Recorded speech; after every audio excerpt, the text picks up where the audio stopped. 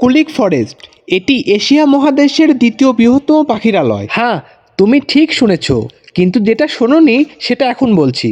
এখন এই ফরেস্টে ঘুরতে যাওয়া কিন্তু অবশ্যই উচিত, কারণ এখন কিন্তু এর প্রবেশ মূল্য একদম ফ্রি। তাই তুমি কোনো একটা উইকেন্ডে তোমার ফ্যামিলিকে নিয়ে অবশ্যই ঘুরে আসতে পারো এত সুন্দর একটা ফরেস্ট থেকে, কারণ এখানকার প্রাকৃতিক পরিবেশ তোমাকে অবশ্যই মুগ্ধ করবে। এর মধ্যে উল্লেখযোগ্য হলো অ্যাকোরিয়াম এবং বাদর টাওয়ার। তবে জুন থেকে অক্টোবর মাসের মধ্যে যদি তুমি যাও তাহলে হাজার হাজার অতিথি পাখি দেখতে পাবে। তবে হ্যাঁ, সোমবার কিন্তু এই ফরেস্ট বন্ধ থাকে, তাই সোমবার ব্যতীত সপ্তাহের যে কোনো দিন সকাল 10টা থেকে 5টা পর্যন্ত কিন্তু এই ফরেস্ট খোলা থাকে।